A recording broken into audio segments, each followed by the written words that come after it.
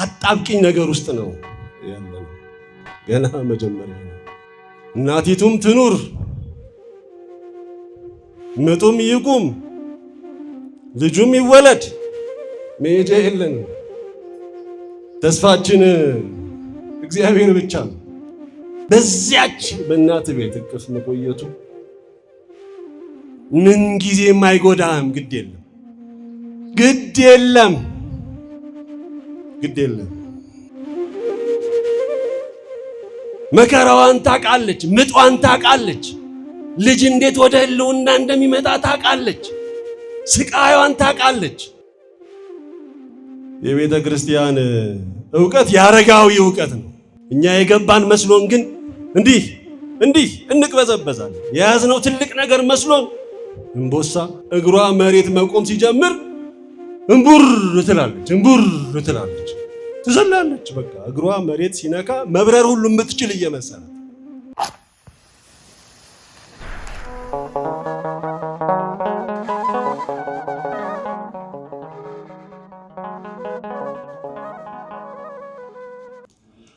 በስመ አብ ወወልድ ወመንፈስ ቅዱስ አሐዱ አምላክ አሜን። ወዝንቱ ኩሉ ቀዳሚሁ ለሕማም።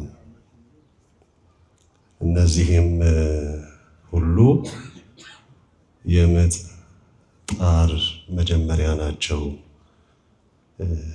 የጌታችን የመድኃኒታችን የኢየሱስ ክርስቶስ ቅዱስ ቃል ቅዱስ ወንጌል ወንጌላዊው ቅዱስ ማቴዎስ እንደጻፈልን ምዕራፍ 24 ቁጥር 8 የእግዚአብሔር ቃል አቅምም ጉልበትም ስለሚሆን በተለይ አሁን ባለንበት ዘመን ብዙ ነገሮች ከመስመር የወጡበት በሁሉም አቅጣጫ የተስፋ ጭላንጭል ማየት ያልቻልንበት እንደ ዓለምም እንደ ሀገርም እንደ ቤተ ክርስቲያን ነገሮች ከዕለት ዕለት የተሻለ የሚጠራ ሰማይ የምትወጣ ፀሐይ ተስፋ ስናደርግ ፀሐይዋም ድርግም እያለች ደመናውም እንደገና ጥቁር እያለ ውስጣችንን እየፈተነ እና እየተንገታገትን ነው እንደ ሰውነት እየተመላለስን ያለን እና ለዚህ መጽናኛችን ቤተክርስቲያን ናት። መጽናኛችን ቃለ እግዚአብሔር ነው። አሁንም የበለጠ እንደገና ወደ እርሱ እንቀርባለን። አሁንም ውጩ ሲገፋን እንደገና አሁንም ወደ እርሱ የበለጠ እንቀርባለን። በቤተ ክርስቲያን ጉያ እንሰበሰባለን። ወደ አምላካችን ወደ እግዚአብሔር እናንጋጥጣለን። እውነት ነው፣ በድለናል፣ አሳዝነናል። ብዙ ነገሮች አሉ እግዚአብሔር የሚያውቃቸው እኛም እንኳን የምንረሳቸው እግዚአብሔር ግን የማይረሳቸው ያሳዘነው ለዚህ ያበቁን እዚህ ያደረሱንን ነገሮች እናውቃቸዋለን። የኛንም ድካም የኛንም በደል አንረሳም። በእግዚአብሔር ቸርነትም ተስፋ አንቆርጥም። የኛንም ኃጢአት አንረሳም። የእግዚአብሔርንም መሐሪነት የእግዚአብሔርንም ይቅር ባይነት በፍጹም ተስፋ አንቆርጥም እና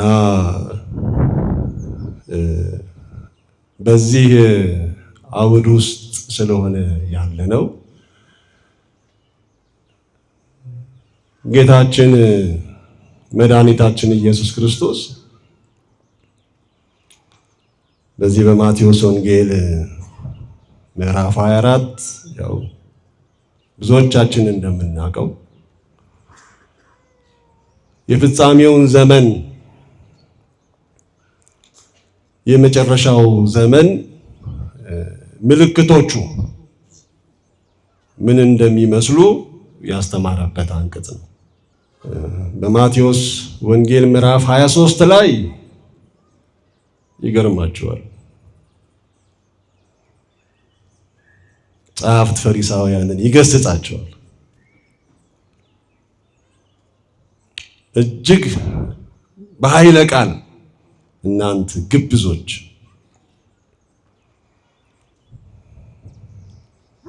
የሚገቡትን የምትከለክሉ እናንተ የማትገቡ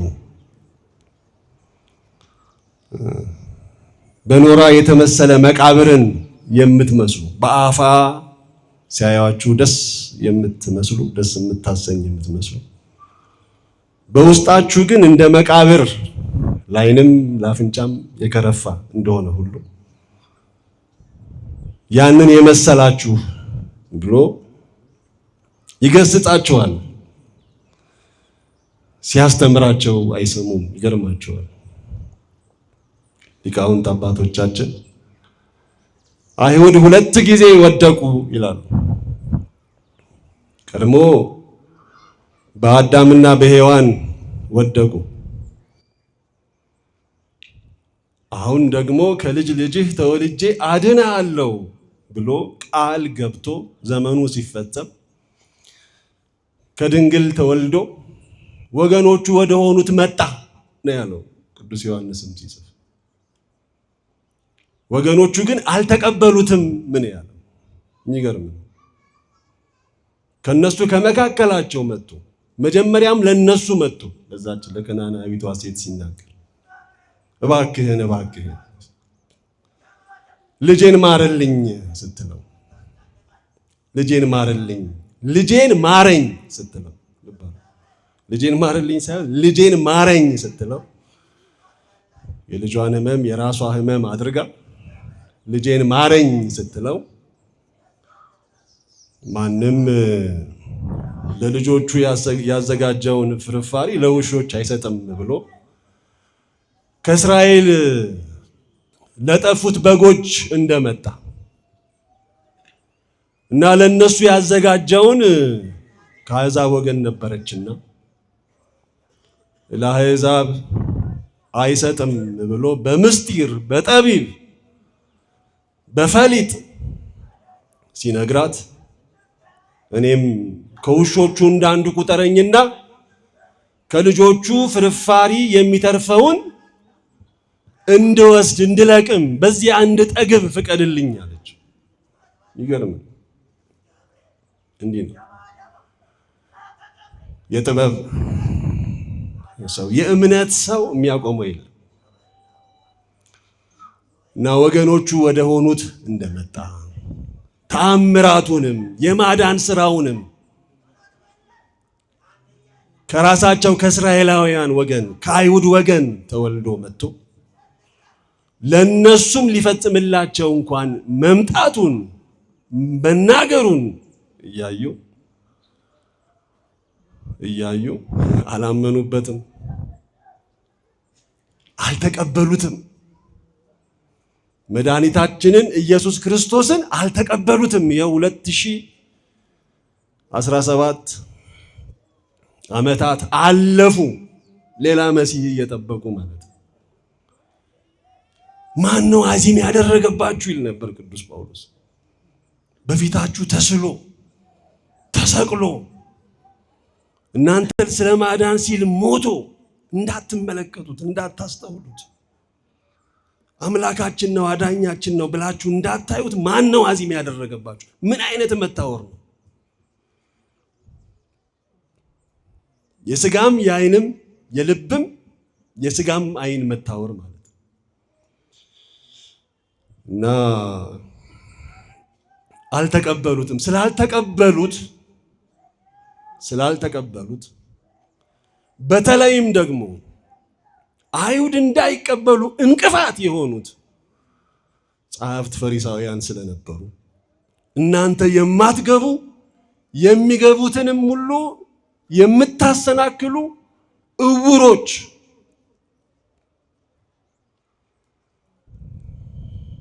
ደንቆሮች ነው የሚላቸው ቃል በቃል እናንተ እውሮች እናንተ ደንቆሮች ነው የሚላቸው። እግዚአብሔር አምላክ ከዚህ ይሰውረን። በመድኃኒታችን በኢየሱስ ክርስቶስ መገሰጥ ማለት ነው እያዩ የማያዩ እየሰሙ የማይሰሙ ማለት ነው። የልብ ድንዳኔ የአይን መታወር ማለት ነው። እና ሲገስጻቸው ገብታችሁ አንቡት። የማቴዎስ ወንጌል ምዕራፍ 23 ሙሉውን አንቡት። የማቴዎስ ወንጌል ምዕራፍ 24 ቁጥር 1 ላይ ከቤተ መቅደስም ወጥቶ ሄደ ይላል። በቃ ትቷቸው ሄደ። ጸጋ ክብሩን ነስቶ ሄደ እና ደቀ መዛሙርቱ ቤተ መቅደሱን አይተዋል እንዴት እንደሚያምር ሲሉት ድንጋይ ነው አላቸው። ይፈርሳል አላቸው። በተካበበት ልክ ይናዳል አላቸው። ይሄ እግዚአብሔር በልጅነት የሰጠንን የመንፈስ ቅዱስ ሀብት ከነሳን፣ ከነጠቀን፣ ከገፈፈን አዳሙ ያፈርነና ወደ አፈር ትመለሳል።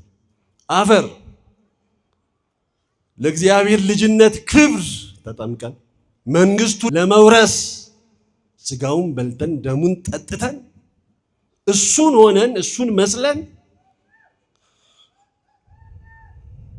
በዘላለማዊ ክብር መገኘታችን ቀርቶ ድሮም የአፈር ልጅ አፈር ነው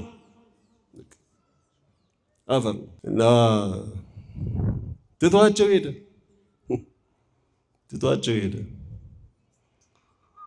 እና በቃ እግዚአብሔር ከተለየን መጽናኛችን እኮ እግዚአብሔር ነው። መሰብሰቢያችን ቤተክርስቲያን ዓለምንም አየነው ገፍትሮ አሳዶ ገርፎ ገሎ ገፍቶን ቤተክርስቲያን ግን የምትቀበለን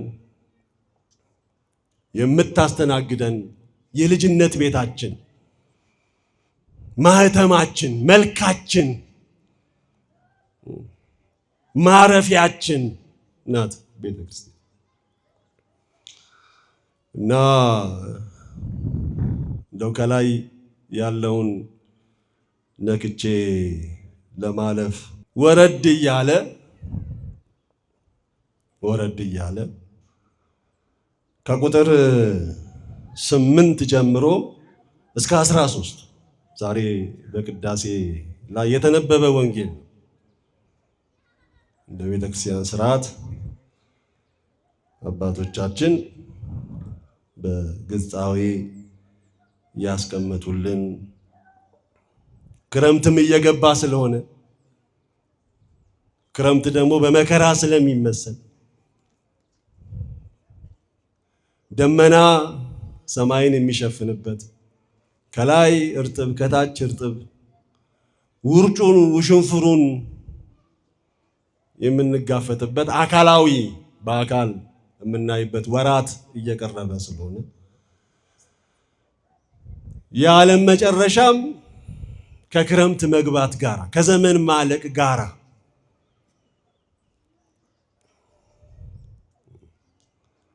ከመከራ መብዛት ጋራ ተያይዞ ስለሚነገር አባቶቻችን በምስጢር በምክንያት በተፈጥሮ ከምናየው ጋራ እያዋሃዱ ነው ወንጌልን በሥርዓት አምልኮ እንድናነብ እንድንተረጉም እያያዙ ያስቀምጡልን እና ክረምት ሲገባ የመከራ መምጣትን ስለምናስብ እንዲነበብ እነዚህም ሁሉ የምጥ ጣር መጀመሪያ ናቸው። ያን ጊዜም ከላይ ሕዝብ በሕዝብ ላይ መንግስትም በመንግስት ላይ ይነሳሉ። በየሀገሩም ረሃብ፣ ቸነፈርም የምድር መናወጥም ይሆናል። የኃያላኑን ጦርነት ያው ዋዜማ ላይ ነው ያለነው። ወዴት አቅጣጫ እንደሚሄድ እንግዲህ እየዋልን እያደረን የምናየው ነው። መንግስትም በመንግስት ላይ ይነሳሉ። በየሀገሩም ረሃብ፣ ቸነፈር የምድርም መናወጥ ይሆናል። እነዚህን እያየናቸው የመጣ ናቸው። አሁን አዲስ አይደሉም፣ እያየነው ነው። ሲያናውጠን የተማመንበት ልብ አድርጉ። ምግባችንም መጠለያችንም እዚች ምድር ላይ ናት። ተጣብቀን ነው ያለነው። እሱ አሁን ደግሞ እየተናወጠች ናት። እቺ ለመላቀቅ የምትከብደን የተጣበቅንባት መሬት እህል የምታበቅልልን ቤትም ሰርተን የምንጠለልባት የምናርፍባት እሷ መናጋት የጀመረችበት ማለት ነው። እንደዛ የእግዚአብሔር ክብር ሲለይ ይናዳ። ኃጢአት በደጅ ታደባለች፣ ቀድመ ወቅባት ብሎ ነገረው። የለማ ቃየል እግዚአብሔርን ቃል ለመስማት ዝግጁ አይደለም። ተቆጣጠረችው። አንደበቱ ረከሰ። እኔ ወንድሜ ጠባቂ ነኝ እንዴ? ይሄ ትዕቢት ነው፣ አመጥ ነው። እና ክፉ አእምሮ፣ ክፉ ንግግር፣ ክፉ ድርጊት ወንድምን መግደል ነው ያደረሰው። ይሄ የእግዚአብሔርን ክብር የማጣት ልብ አድርጉ። እግዚአብሔር ከናቀን፣ እግዚአብሔር ከተወን በቃ ህልውናን አጣን፣ ፈረስን።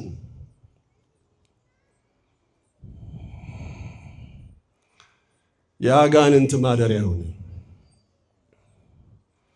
ይሄ ከላይ የምናየው ስለሆነ አምላካችን እንደተናገረው እየተፈጸመ ያለ መሆኑን ነው። ይሄ ዛሬ አይደለም የተጻፈው። ዛሬ የኛ ሀገር ስትናወጥ የመሬት መንቀጥቀጥ ሲያናውጠን አይደለም የተጻፈው። ታይቶ አይደለም የተጻፈው። ከመፈጸሙ በፊት 2000 ዓመት በፊት ነው የተጻፈው የተነገረው። ኃያላን እርስ በርሳቸው እንደሚዋጉ መንግስትም በመንግስት ላይ እንደሚነሳ ዛሬ አይደለም። ዛሬ ኢራንና እስራኤል ሲጣሉ አይደለም። አሜሪካ ለገላጋይ ገብታ የራሷን ዓላማ ለማሳካት በምታደርግበት ግብግብ አይደለም። ነገ ሌላውም ሲነሳ አይደለም። አስቀድሞ የተነገረ የማያልፍ የእግዚአብሔር ቃል መሆኑን ነው የምናረጋግጥበት ነው። አሁን ተፈጽሞ ስናይ የምናረጋግጥበት እና ይሄን ካለ በኋላ እነዚህም ሁሉ የምጥ ጣር መጀመሪያ ናቸው። ያን ጊዜም ለመከራ አሳልፈው ይሰጧችኋል፣ ይገድሏችሁማል። ስለ ስሜም በሰው ሁሉ ዘንድ የተጠላችሁ ትሆናላችሁ። ያው እንዲህ እያለ ፍቅርም እንደምትቀዘቅዝ ከሰዎች መካከል እንደምትጠፋ ሌሎችንም በዝርዝር ይገልጻል። እና እዚህ ላይ ሁለት ነገር ነው በአጽንኦት እንድታስተውሉት ለማስታወስ የምሞክረው። ከኔ ጋር ናችሁ? እግዚአብሔር ከሁላችን ጋር ይሁን።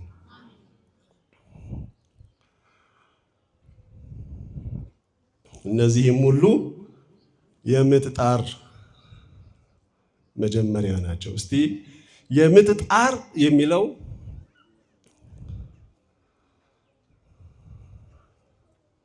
ሁለት ነገር አለ። አንድ ስቃይ አለ፣ ከባድ ስቃይ አለ።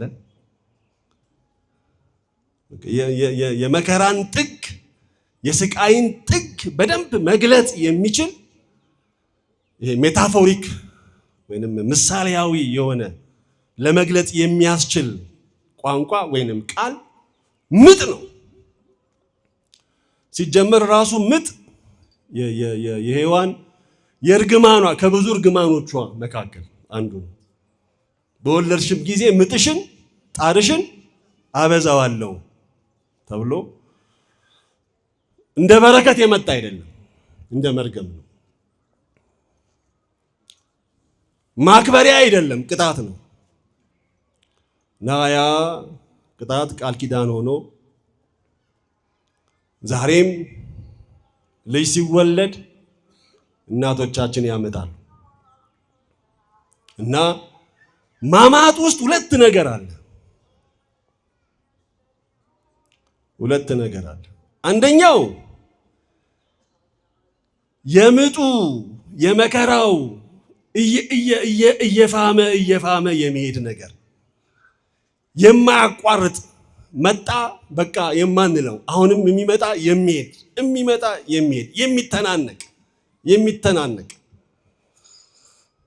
እና ደግሞ በጣም ከባድ የሆነ የእናትየውንም ሕይወት አደጋ ውስጥ ሊከት የሚችል መከራ ማለት ነው። ስቃይ፣ ጭንቀት ማለት ነው።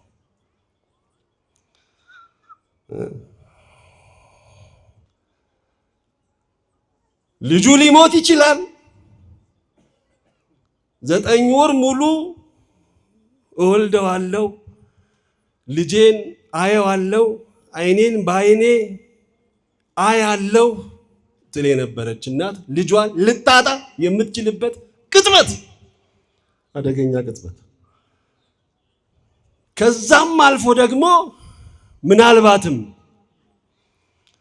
ልጁ ቢወለድ ደግሞ እሷም ሕይወቷን ልታጣ የምትችልበት ምጥ መከራ ማለት ነው። ሁለተኛው ደግሞ ከምጡ በኋላ የሚወለደው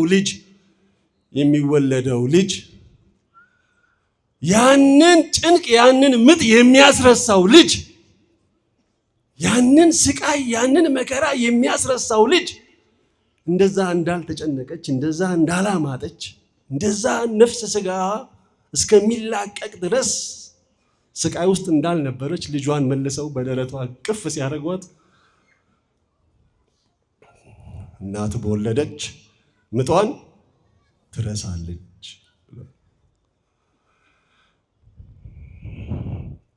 እዚህ እንዲህ አይነቱ አጣብቂኝ ነገር ውስጥ ነው ያለነው እና ይሄንን ደግሞ እውነታ የምጥ ጣር ገና መጀመሪያ ነው ይላል። ገና መጀመሪያ ነው። የእግዚአብሔር ክብር ሊገለጥ አምላክ በክብሩ በመንግስቱ ሊመጣ ያቺ የመጨረሻዋ የፍርድ ቀን ልትገለጥ ያለበትን ጊዜ ስናስብ ገና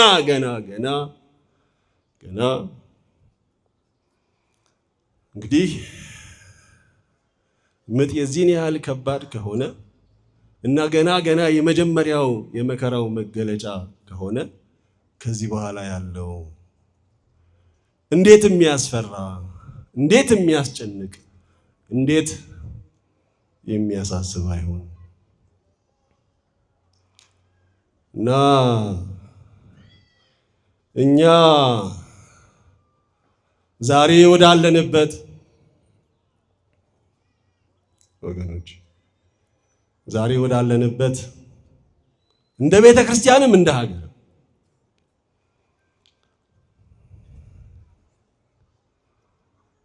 እንድናርፍ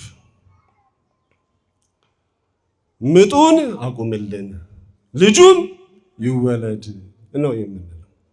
እስቲ አብረን ምጡን አቁምልን፣ ምጡን አቁምልን ልጁም ይወለድ።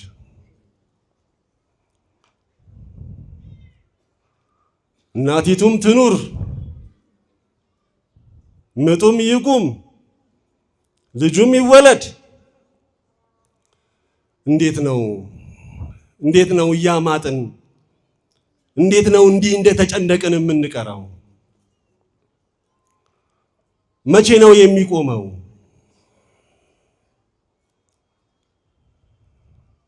መቼ ነው የሚያበቃው?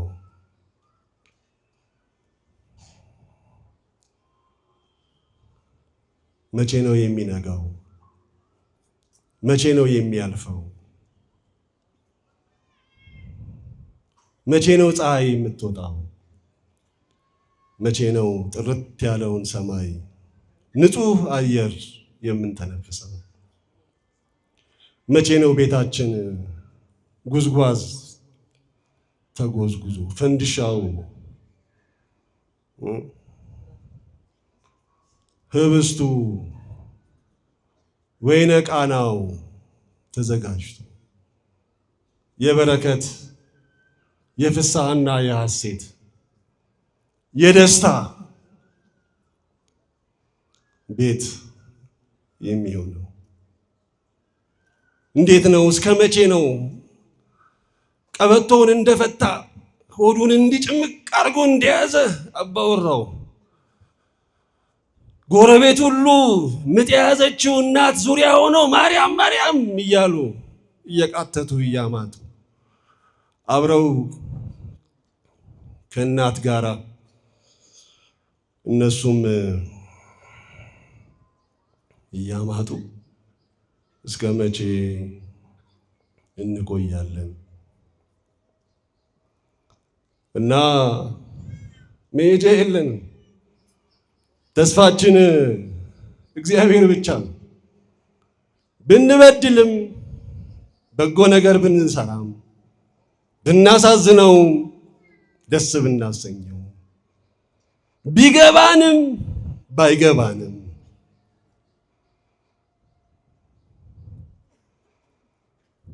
አምነን ብንቀበልም ባናምንም ባታምንም ለጊዜው ወላፈኑ እየጋለበ ቢወስድህም ሲወገግልህ ገለል ሲልልህ ቅድም እንደሰማነው ታምር አሸሹ ዞር ሲልልህ አደንዛጁ ነገር ገፈፍ ሲልልህ አይን ሲገለጥ እማትፈርስ ምሰሶ አጋንንት ማያናውጧት የእግዚአብሔር ቤተ መቅደስ ተራራ ላይ ያለች በዘመናት ሁሉ ማዕበላትን አልፋ መሻገር የምትችል ቤተክርስቲያን ተዋህዶ ናት። በእኛ መቆም አይደለም፣ እግዚአብሔር ያቆማት። አናገጸ ሲኦል እየሃይልማ የሲኦል ደጆች አይቋቋሟትም አይችሏትም ያለው መድኃኒታችን ኢየሱስ ክርስቶስ። ግድ የለም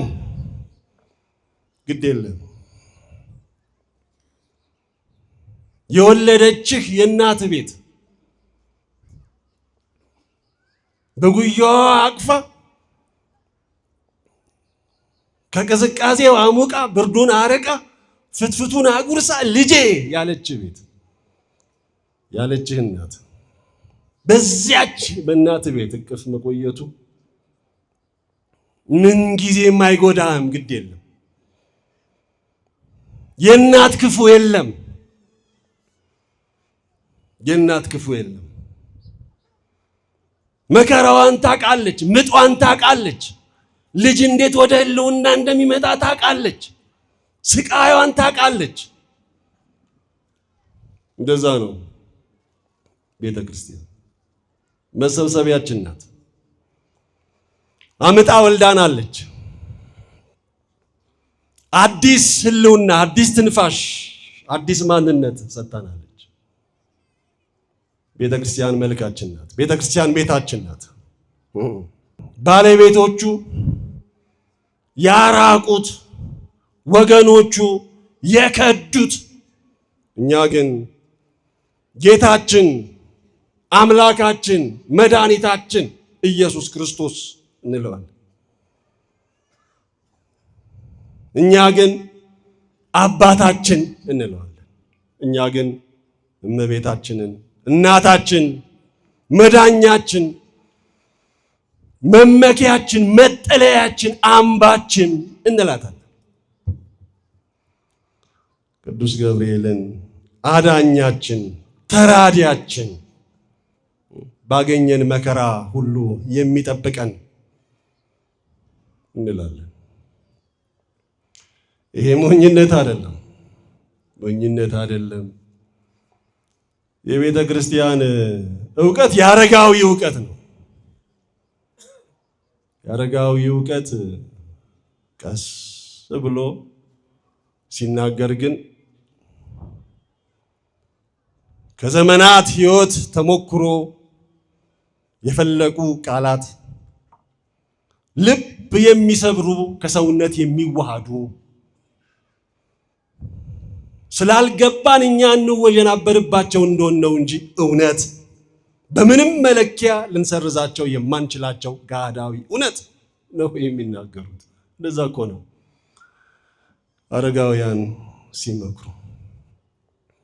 እኛ የገባን መስሎን ግን እንዲህ እንቅበዘበዛለን። የያዝነው ትልቅ ነገር መስሎን እንዋከባለን። ትንሽ ዕውቀት ገለል ስትልልን ብዙ ነገር የገባን መስሎን ብዙ ለማለት እንሞክራለን። ትንሽ ገንዘብ እጃችን ላይ የጨበጥን ጊዜ ዓለምን ሁሉ መግዛት የምንችል ይመስለናል። ትንሽ እምቦሳ ገና እንደተወለደች እናቷን ስትልሳት ስታሳድጋት ሳር ስታጎነጫት ቆይታ እግሯ መሬት መቆም ሲጀምር እንቡር ትላለች፣ ትዘላለች። በቃ እግሯ መሬት ሲነካ መብረር ሁሉ የምትችል እየመሰላት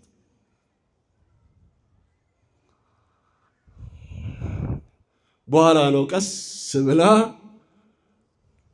እናቷን እየተከተለች መሄድ የምትጀምረው። አይደለም አዋቂነታችን ዓለምን አያድንም። ስጋዊ ዕውቀት ችግር አይቀርፍም። የኛ ጥበብ ድንቁርና ነው።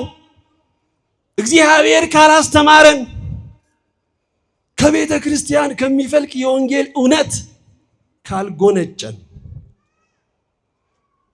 የትም አልደረስንም። ምንም አናመጣም። ምንም ችግር አንቀርፍም። የትም አንደርስም። ማንንም የትም አናደርስም። ምንም የሚለወጥ ነገር የለም። ሕመም ነው፣ ቁስል ነው፣ ስቃይ ነው፣ ደዌ ነው እና ከእግዚአብሔር ተምረን በእግዚአብሔር ቤት ኖረን ተተክለን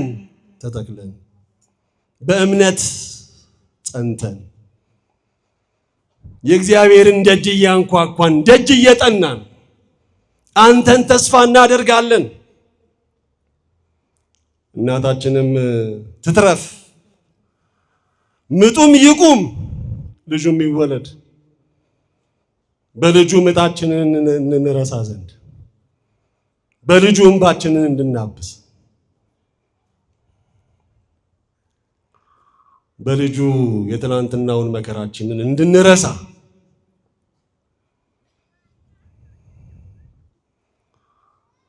የእግዚአብሔር ቸርነት፣ የድንግል አማላጅነት፣ የቅዱሳን ጸሎት ከሁላችን ጋር ይሁን።